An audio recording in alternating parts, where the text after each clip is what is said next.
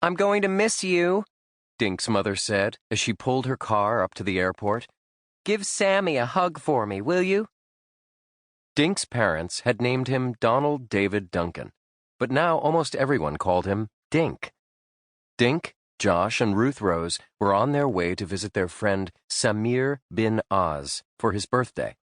Sammy lived in a small island country in the Indian Ocean called Costra, where his father and mother were the king and queen.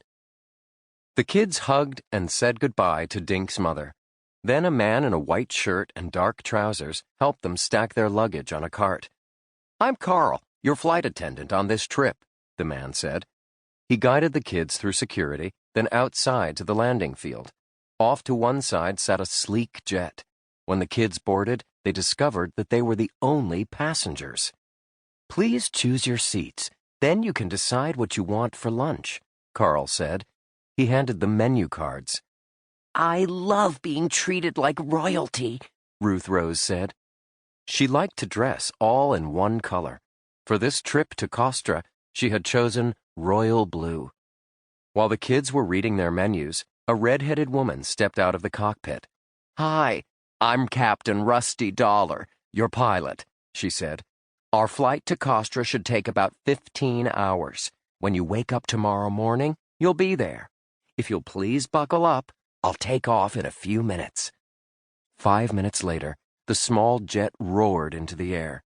The kids watched the ground become smaller and smaller. Then they saw only white clouds and blue sky. When the plane had leveled off, Carl appeared at their seats. "What would you like for lunch?" he asked. The kids all chose chocolate milk, cheeseburgers, and apple pie for dessert. After they finished lunch, the kids played checkers, read, and listened to music through their headsets. When it grew dark outside the small windows, Carl gave them each a blanket and pillow. He dimmed the cabin lights and turned on soft music. "Pleasant dreams," Carl said. Then he disappeared to the rear of the plane. Dink woke up when he felt a slight bump. He sat up and looked out the window. He saw palm trees and blue skies. "We're here," he said to Josh and Ruth Rose. A few minutes later, the door opened and Sammy stepped inside the plane. He was wearing a ruby-red tunic and black pointed shoes. "Sammy!" all three kids cried.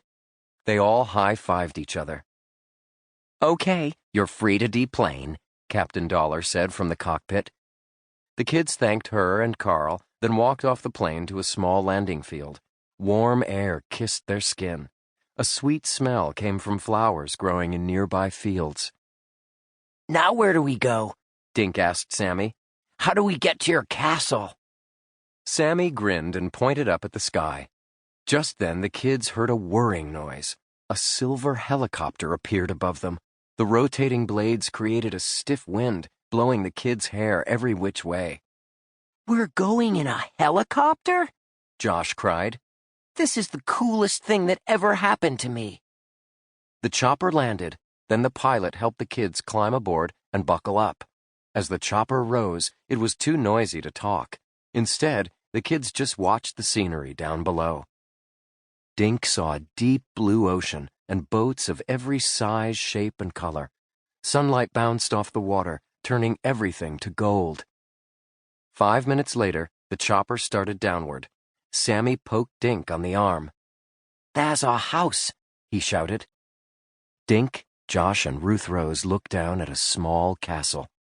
The chopper hovered for a few seconds, then landed on the castle roof. The pilot helped the kids climb out. He handed out their packs, waved, and took the chopper back up. Dink squinted to keep dust and his hair out of his eyes. When he could see again, there was a tall man with bright blue eyes walking toward them. He wore a brilliant green robe with a yellow sash around his waist. The man gave a slight bow to Dink, Josh, and Ruth Rose.